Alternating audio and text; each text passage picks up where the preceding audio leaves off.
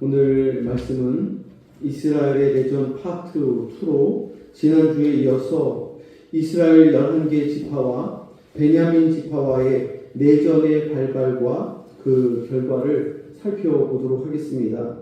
이스라엘의 내전은 같은 민족끼리의 피눈물이 나는 승자도 패자도 없는 서로에게 돌이킬 수 없는 상처를 가져다 주는 그러한 전쟁이었습니다. 우리나라 역시 6.25라는 내전을 경험한 그러한 나라입니다. 잠시 제가 자료를 준비해 왔는데 이걸 보시면 우리나라가 6.25 한국 전쟁을 통해서 피해를 입은 그 수치입니다. 보면은 그 6.25 전쟁 당시에 남한의 피해가 그때 당시 사망자와 실종자가 약 85만 2천 명이었고 또 부상자는 111만 5천 명. 그래서 남한 측에서 전체 사상자가 약 200만 명이나 되는 3년 1개월 동안의 이 민족 간의 전쟁에서 이렇게 수많은 사람들이 희생을 당하고 또 죽임을 당했습니다. 이때 수많은 인명 피해가 있었는데 오히려 군인들보다도 민간인의 피해가 더 많았다고 합니다. 또 이때 납북을 당한 사람들도 많았고 또 이 인민군들이 서울을 치고 내려오고 각각의 도시에 남한의 도시를 점령할 때마다 인민 재판을 하면서 사람들을 공개 처형하고 사상 검증을 하고 또 공산화를 강요하기도 했습니다. 또 민간인 학살을 굉장히 많이 했기도 했고요. 그래서 이때 보면은 우리들이 잘 알고 있지만 북한의 남침을 통해서 이렇게 빨간색이 이제 쳐들어와서 서울을 3일 만에 이렇게 침략을 하고 전부 부산까지 이렇게 전쟁이 파란색이 우리나라고 빨간색이 북한이죠. 그리고 유엔이 참전하면서 인천 상륙작전을 통해서 극적으로 유엔군과 북군이 또 북쪽으로 올라가고 그리고 그러다가 또 중공군이 개입하면서 또 이 38선 상태에서 이 중간에서 계속 전쟁의 교착 상태가 있었습니다. 이 3년 1개월 동안의 6.25 전쟁을 통해서 한반도의 거의 모든 지역이 전쟁터가 됐었고 또 황폐화가 되었습니다. 그리고 전쟁의 소용돌이 속에서 이렇게 보복의 악순환이 이루어지고 인민군이 점령한 지역에서 인민 재판을 했고 처형과 학살이 반복됐습니다. 그리고 또 기독교인에 대한 집단 학살들이 있었는데 공산주의는 교회를 박해하고 또 예수를 미워하잖아요. 그러니까 뭐 병촌교회나 야월교회나 영산교회나 복길교회나 이런 교회들에서 신자들을 학살하는 그러한 일들이 굉장히 많았습니다. 전쟁이 끝난 이후에는 어떻습니까? 지금까지도 이 전쟁의 그 아픔과 트라우마가 있는데 이 이산가족이 760만 명에 이른다고 하고 지금까지도 분단과 증오가 고착화돼서 지금도 안보로 인해서 굉장히 우리나라가 국력이나 여러 가지로 불안한 가운데 있지 않습니까? 이 남한의 피해만 살펴봤는데 북한의 피해는 어땠을까요? 북한도 전쟁을 하면서 보면은 사망자와 실종자가 약 120만에서 130만 명이었다고 하고 또 부상자가 약 180만 명이었다고 하고 전체 사상자는 약 300만이었다고 합니다. 우리들은 우리 남한 측의 피해만 생각하는데 이 6.25 한국 전쟁을 통해서 지금 수치로 볼 때 북한이 더 많이 죽었어요. 북한이 사상자가 더 많았고 더 많은 사람들이 죽었죠. 그리고 보면은 유엔과 미군이 참전하면서 북한 쪽에 이 전투기가 들어가서 폭격을 했는데 이때 미군이 3년 동안 쓴 폭탄이 약 60만 5천 톤이라고 하는데 이 북한에 이 폭탄을 투하하는 것이 세계 2차 세계대전 당시 유럽에 쏟아부은 그 폭탄의 양보다 미국이 북한의 전 지역에 쏟아오는 폭탄의 양이 더 많았다고 합니다.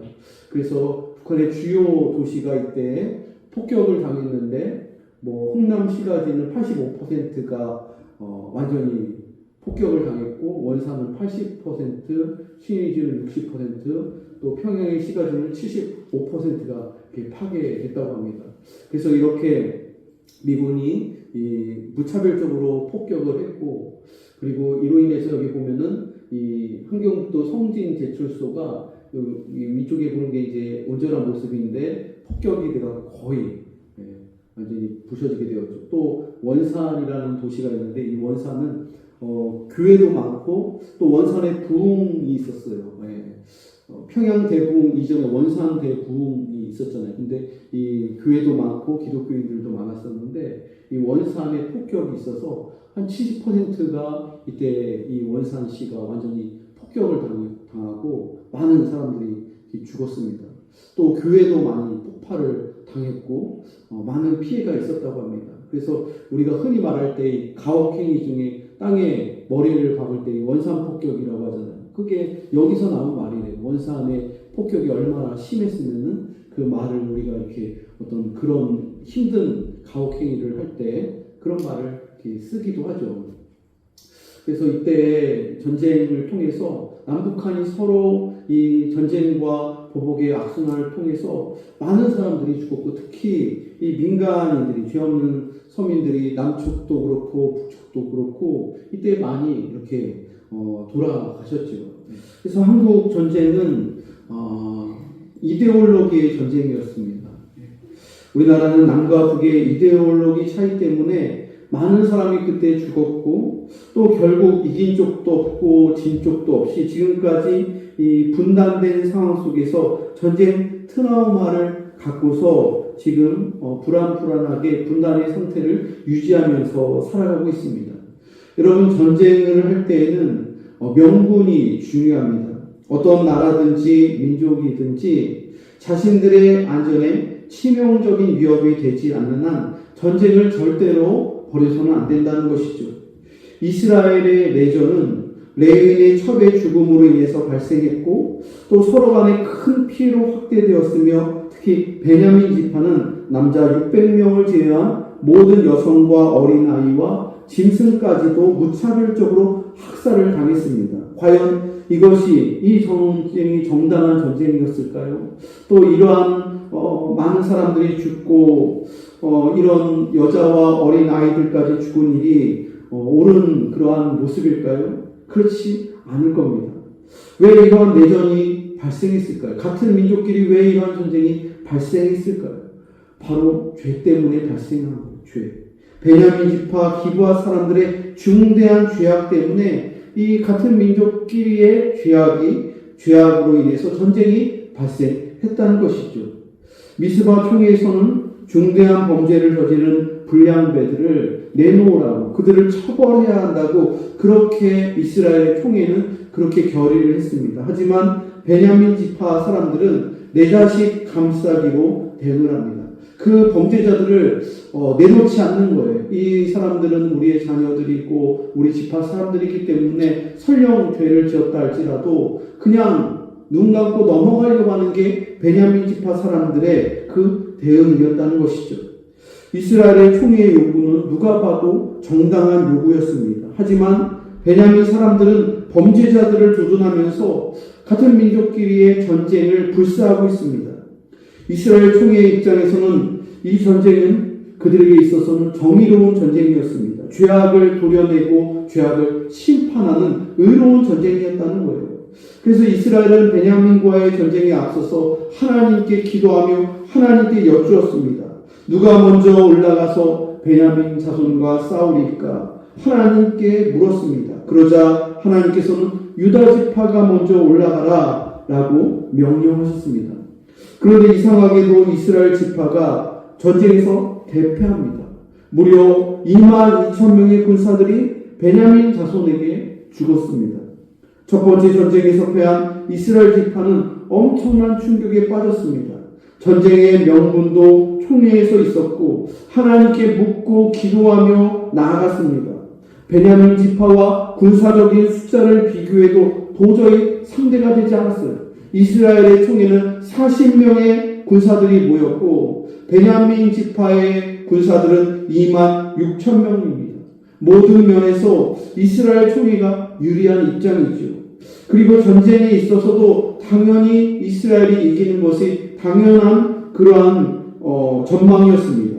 그런데 이상과는 전혀 다르게 이스라엘 총리가 첫 번째 전쟁에서 너무나도 처참하게 패배했다는 거예요. 이 패배로 인해서 이스라엘 백성들은 마음이 낮아져서 날이 저물도록 하나님께 울며 다시 한번 하나님께 여쭈며 기도합니다.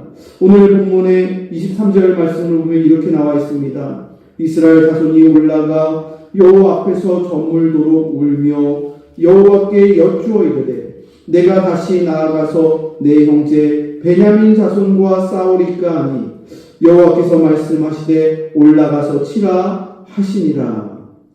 첫 번째 전쟁에 나설 때와 다른 마음으로 이스라엘 백성들은 기도하며 나아갑니다. 두 번째 기도 제목부터 적으로 간주했던 베냐민을 지칭할 때 내 형제 베냐민과 싸우리까 말리까 하나님께 눈물을 흘리며 적으로 생각했던 그 베냐민 사람들을 내 형제라고 그렇게 말을 하면서 무거운 마음으로 눈물을 흘리며 또다시 전쟁을 준비합니다.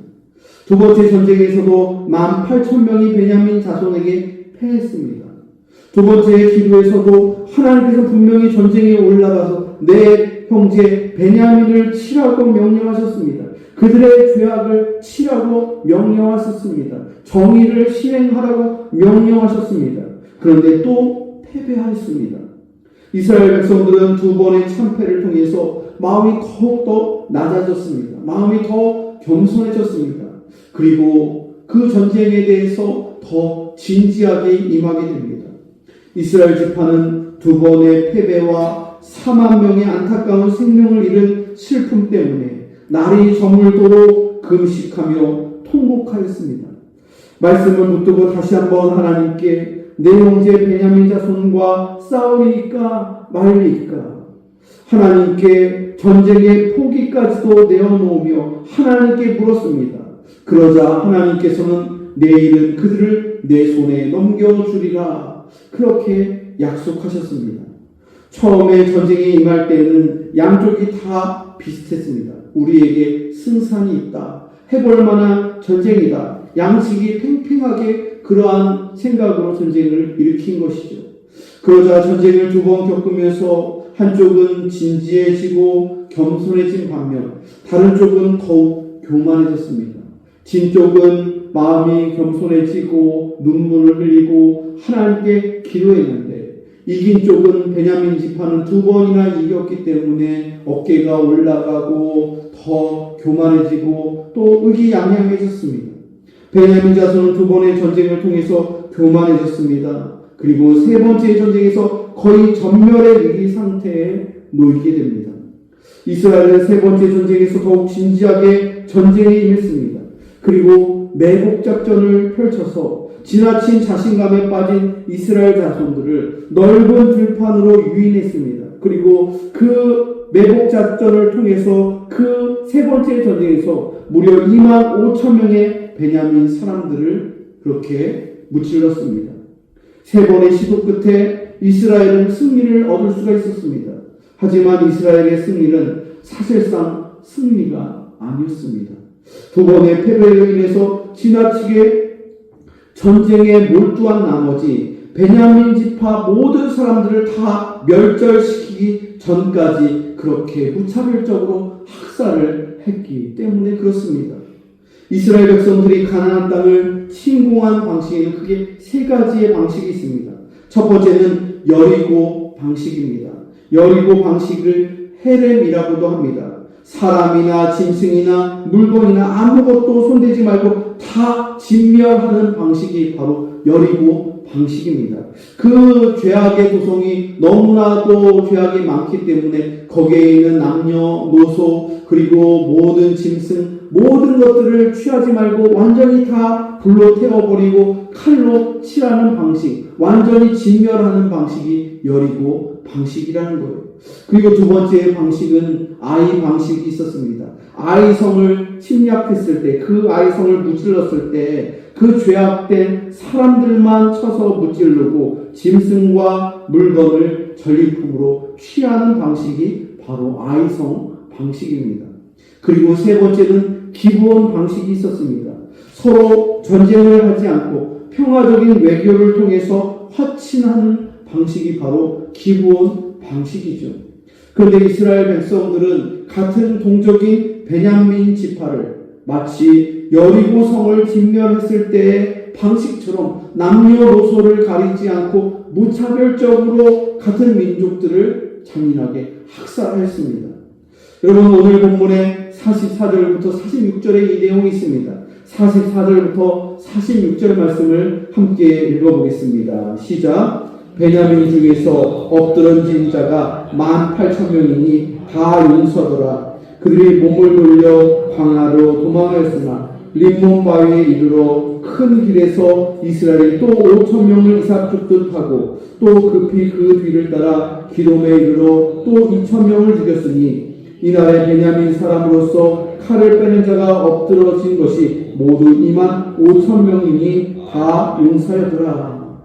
전쟁에서 죽은 베냐민 사람이 처음에는 18,000명이었고 그리고 추격을 당해서 죽은 사람이 5,000명, 또 기돔이라는 곳으로 도망치다가 죽은 사람이 2,000명. 그래서 총 25,000명의 베냐민 사람들이 이 세 번째 전쟁에서 죽임을 당했습니다. 림몬 바위로 간신히 도망친 베냐민 지파의 남자 사람들이 600명이었다고 합니다. 600명 외에는 다 학살을 당한 거예요. 이스라엘 군사들은 베냐민 성으로 돌아가서 림몬 바위에 숨어있는 그 600명을 제외한 그 베냐민 성에 있는 여자와 또 아이와 노인들과 심지어 짐승들까지 남김없이 다 죽였다는 거예요. 오늘 본문의 48절에서 이렇게 증언합니다. 함께 48절 말씀을 읽겠습니다. 시작. 이스라엘 사람이 베냐민 자손에게로 돌아와서 온 성읍과 가축과 만나는 자를 다 칼날로 치고 닥치는 성읍은 모두 다 불살랐더라. 여러분, 이스라엘의 보복은 너무 지나쳤습니다. 전쟁에 패하여서 도망치는 동족까지 쫓아가서 보복할 필요는 없었다는 거예요. 동족들의 아내와 자식들까지 죽일 필요가 없었다는 거예요. 그들이 살고 있는 성까지 굳이 불러 태울 필요가 없었다는 거예요. 하지만 이스라엘은 자신들의 군사 4만 명이 1차와 2차 전쟁을 통해서 4만 명의 군사들이 죽은 것에 대한 그 복수심으로 베냐민 지파의 사람 25,000명을 다 무차별적으로 보복하며 학살했다는 것입니다. 이 베냐민의 주력 부대인 18,000명, 처음 그 큰 전쟁터에서 18,000명을 쓰러뜨렸을 때 그때의 전쟁을 끝냈어야 합니다. 그때 이미 승리를 한 거예요. 근데 왜 전쟁을 포기하고 도망치는 사람들을 끝까지 출격해서 그들을 죽이고 다시 돌아와서 여자와 아이들과 짐승까지 왜 죽이는 겁니까? 왜 그들이 살고 있는 집과 그 성을 불태우는 거예요? 이것이 바로 전쟁의 소용돌이, 또 분노의 소용돌이라는 거예요. 자기 편 4만 명이 죽고 나니까 그 분노와 그 마음이 화가 치밀어 오니까 전쟁 속에서 이들이 10배로 대갚아주고 또 100배로 보복한 거예요. 여러분, 왜 이스라엘과 팔레스타인은 끊임없이 지금도 계속해서 그 땅에 있는 분쟁이 끊이지 않고 크고 작은 전쟁이 왜 지금까지 계속 지속되고 있는 걸까요? 보복 때문에 그런 거예요. 이스라엘 한 사람이 팔레스타인 한 사람에게 살해를 당하면 이스라엘에서는 자기 민족 한 명이 죽었으면 팔레스타인 10명을 반드시 죽인다고 합니다. 10배로 갚아주는 거예요. 그러면 그런 가운데 여러분, 왜 지금 이스라엘과 하마스가 왜 이 작은 분쟁에서 왜 큰 전쟁으로 지금 전 세계가 그 중동에서 더 큰 전쟁으로 확대되지는 않을까? 왜 그렇게 거기를 주목하고 있는 걸까요? 작은 전쟁이 큰 전쟁으로 점점 그 불씨가 확대되고 있기 때문에 그런 거예요. 이들 사이에 그 작은 말다툼과 폭력이 보복으로 인해서 더 커지는 거예요. 눈덩이처럼 이 폭력이 점점 커지고 있는 거예요. 한 명이 죽었는데 10명을 죽여요. 그러면 그 10명을 죽은 것 때문에 또 막 폭력 사태가 일어나서 어디에서 막 로켓을 쏘고 총을 쏘고 그러다 보니까 이스라엘 사람 100명이 죽은 거예요. 100명이 죽으니까 이스라엘에서 전투기를 띄우고 탱크를 들여서 1000명을 죽이는 거예요. 1000명이 죽으니까 저쪽에서 가만히 있나요? 로켓을 더 많이 쏘면서 이스라엘 사람 1000명이 죽는 거예요. 그러면 1000명이 죽으면 전쟁이 일어나는 거죠. 전쟁이 일어나서 10,000명이 죽는 거예요. 그 10,000명이 수만 명이 되는 것이죠.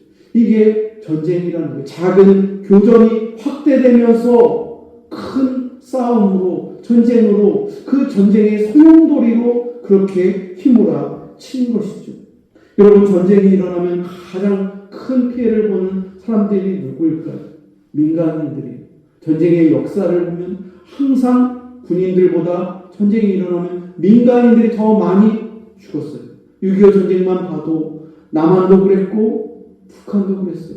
북한에는 공산당이 뭔지도 모르는 선량한 사람들이 많이 있었어요. 또 예수 믿는 사람들이 많았었어요. 농사만 그냥 짓는 농민들도 많았었어요. 그런데 김일성이 공산주의 사상에 물들어서 소련을 대동하고 탱크로 무장하고 전쟁을 일으키니까 그 전쟁이 남침을 통해서 내려오니까 유엔군과 함께 보복하면서 올라오면서 또 북측에 있는 모든 사람들이 다 인민군이다, 다 빨갱이다 하면서 그냥 애꿎은 사람들까지 그냥 서로 죽이고 또 죽이고 그 보복의 반복들이 계속 일어났다는 것이죠. 여러분, 모든 전쟁이 다 그래요. 민간인을 보호해야 한다고 언론에서는 지금도 계속 보도하고 있고 또 미국의 대통령도 민간인을 보호해야 한다고 얘기를 하고 가자 지구에 들어가서 지상군을 투입하는데도 이스라엘 총리들도 민간인을 피해가 안 간다고 하지만 여러분, 민간인들이 피해가 안 날 수가 없어요. 전쟁이 일어나면. 전쟁이 일어나면 여성과 아이들이 가장 취약합니다. 또 노인들이 가장 큰 희생을 당하기 마련이에요. 병원에도 폭탄이 떨어져서 수백 명의 사상자가 발생했습니다. 인도주의 법에 의하면 학교나 병원에는 폭탄을 떨어뜨리면 안 돼요. 그런데 전쟁이 일어나면 인도주의건 포로법이건 그런 게 발동이 안 돼요. 그냥 미사일 쏘고 폭탄을 쏴서 학교에도 떨어지고 또 병원에도 떨어지는 거예요. 여러분, 6.25 전쟁 때에도 보복의 소용돌이가 굉장히 많이 휘몰아쳤어요. 전국의 남측도 그랬고 북측도 그랬어요. 수많은 기독교 지도자들이 그때 납북을 당했습니다. 납치를 당했어요. 정말로 좋은 목사님들이 우리 교단과 또 한국교회의 여러 목사님들이 목회를 하다가 공산당에 의해서 그대로 북송을 당하고 때로는 인민재판을 통해서 공개 처형을 당했어요. 남측을 점령하면 먼저 교회를 가서 성도들을 붙잡는 것. 그리고 제일 먼저 재판을 받는 사람이 교회의 목회자들, 목사, 그리고 장로들. 이 사람들이 납북을 당하거나 처형을 당했다는 거예요. 그리고 또 인민재판이 있었고 수많은 민간인 학살들이 있었어요. 북쪽에서는 미군의 전투기 폭격을 피하기 위해서 북쪽의 기독교의 신자들이 예배당으로 피했다고 해요. 그래도 미국은 기독교 국가니까 교회 예배당은 피해서 폭탄을 투하하겠지 했는데 미군의 전투기가 예배당에도 폭탄을 투하해서 예배당에 피했던 수백 명의 기독교 신자들이 그냥 예배당과 함께 그렇게 희생된 사례들도 굉장히 많았다고 해요. 모두 지나친 보복이죠. 미군의 지나친 폭격으로 인해서 기독교에 대한 반감이 북한 사회에 굉장히 그때 많이 팽배해졌다고 합니다. 그리고 공산당은 전쟁의 이 상처를 이용해서 기독교인들을 다 말살시켰어요. 그냥 6.25 전쟁이 끝난 이후에 북한 땅에 교회를 완전히 다 말살시켰고 교인들을 다 탄광으로 보내고 수용소로 보냈어요. 6.25 전쟁을 놓고 보면 한국교회의 손실은 엄청나게 컸습니다. 훌륭한 목회자들과 장로들이 처형을 당하고 납북을 당했습니다. 공산주의에 의해서 한국교회 절반이 그때 절반이 아니 3분의 2가 그때 사라져버렸어요. 전쟁 당시에 이전에 북쪽에 교회가 더 많았어요. 신자들이 더 많았어요. 그것 때문에 더 많은 손실이 있었다는 것이죠. 그리고 북쪽은 공산화로 인해서 기독교의 씨가 말라버리게 된 것이죠. 베냐민 지파의 내전으로 인해서 이스라엘 백성들의 마음속에는 큰 상처가 생겼습니다. 이스라엘이 승리하긴 했지만 기뻐하는 사람들이 없었어요. 이 전쟁에서 승리했지만 기뻐하는 사람들이 없었다는 거예요. 그들은 모두 다 모여서 대성 통곡을 하였습니다. 오늘 본문의 21장 2절을 보면 이렇게 나와 있어요. 백성이 베델에 이르러 거기서 저녁까지 하나님 앞에 앉아서 큰 소리로 울며, 그리고 6절에 이스라엘 자손이 그들의 형제 베냐민을 위하여 뉘우쳐 이르되 오늘 이스라엘 중에 한 지파가 끊어졌도다. 여러분, 이스라엘 백성들이 모두 모여서 대성 통곡한 이유가 무엇 때문입니까? 한 사람의 죄악의 불씨가 번져서 한 지파에게 퍼졌고, 그리고 그 지파의 죄악의 불씨가 이스라엘 전체를 불살라 버렸기 때문입니다. 여러분, 지금도 죄악의 불씨는 들불처럼 퍼져나가고 있어요. 한 사람의 죄악의 불씨가 가정 전체를 불태워버릴 수도 있고, 한 사람의 그 죄악의 불씨가 교회 전체를 혹은 나라 전체를 태울 수가 있다는 거예요. 죄악의 불씨가 작았을 때 그 불을 잘 다스리고 관리했으면 온 집이 불에 타지 않을 수 있었다는 것이죠. 여러분, 인류의 타락 역시 마찬가지입니다. 아담 한 사람의 죄악으로 말미암아 죄가 세상을 집어삼켰어요. 아담 한 사람의 죄로 인해서 전적인 타락이 온 세상 가운데 들어왔다는 것이죠. 로마서 5장 12절 말씀을 보면 이런 말씀이 있습니다.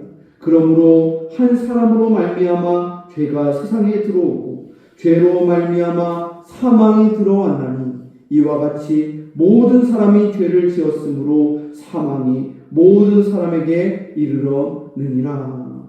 한 사람의 죄악이, 아담 한 사람의 죄악이 이 세상 모든 사람들이 죄를 범할 수 있도록 그 죄가 모든 사람에게 이르렀다는 것이죠. 여러분, 오늘날 한반도를 비롯하여 세계 곳곳에 전쟁과 갈등의 불씨가 여전히 존재하고 있습니다. 이 불씨를 우리는 어떻게 다스리며 어떻게 관리해야 할까요? 로마서 5장 17절 말씀을 보면 이런 말씀이 있습니다. 한 사람의 범죄로 말미암아 사망이 그 한 사람을 통하여 왕노릇하였은즉 더욱 은혜와 의의 선물을 넘치게 받은 자들은 한 분 예수 그리스도를 통하여 생명 안에서 왕노릇하리로다. 여러분, 한 사람의 범죄로 인해서 온 세상이 타락했지만 한 분 예수 그리스도의 그 십자가의 보혈을 통하여 이 세상이 생명을 얻었고, 예수 그리스도를 통하여 이 세상이 죄사함을 받으며 예수 그리스도를 우리가 믿을 때 이 세상에 생명이 넘치게 된다고 주님께서는 약속하고 계십니다. 여러분, 오늘 본문의 마지막 구절 사사기 21장 4절 말씀을 보면 이런 말씀이 있습니다. 이튿날에 백성이 일찍이 일어나 거기에 한 제단을 쌓고 번제와 화목제를 드려더라. 여러분, 세상의 유일한 희망은 예수 그리스도이십니다. 모든 갈등과 분쟁과 전쟁의 불씨를 다스릴 수 있는 방법도 평화의 왕이신 예수 그리스도이십니다. 아담의 범죄를 예수의 십자가의 사랑으로 우리들은 끊어내야 합니다. 사람의 범죄를 따라가는 것이 아니라 예수 그리스도의 십자가의 사랑과 예수님의 그 희생을 우리가 따라가야 한다는 것이죠. 여러분, 우리 개인과 가정과 교회와 나라와 이 세상의 죄악의 불씨를 끄는 방법은 바로 성령의 불인 것입니다. 성령의 불이 죄악의 불을 꺼버릴 수가 있습니다. 성령의 불이 개인과 가정과 교회 안에 타올라야 합니다. 공동체적으로 성령이 타올라야 합니다. 이스라엘 백성의 번제와 화목제를 올려드렸던 것처럼 여러분, 우리 공동교회 성도들 개개인이 성령의 불을 받아야 될 줄로 믿습니다. 전도의 불을 우리가 받아야 합니다. 그 불이 개인에서 우리의 가정으로 성령의 불이 옮겨져야 하겠고, 가정에서 교회로, 그리고 교회에서 지역 사회로 이 성령의 불이 번져나가야 합니다. 공국교회에 가면 성령의 불이 있습니다. 이런 소문이 오성읍의 들불처럼 성령의 불이 그렇게 퍼져 나가야 합니다. 성령의 불이 우리 성결교회와 한국교회를 통하여 이 나라 전체에 성령의 불이 퍼져 나가야 소망이 있는 것입니다. 죄악의 불씨를 끄고 성령의 불씨를 타오르게 하는 우리 공국교회 모든 성도들이 다 되시기를 주님의 이름으로 축원합니다.